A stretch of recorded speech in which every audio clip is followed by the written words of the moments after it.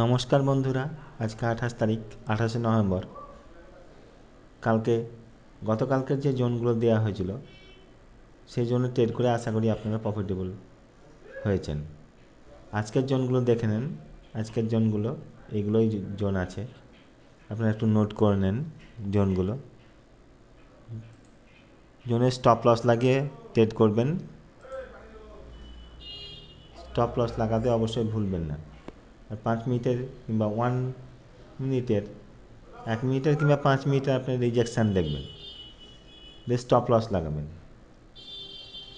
আজকে ব্যাংক কোনো নিউজ নাই, ব্যাংক হলিডে আছে ইউএসএ।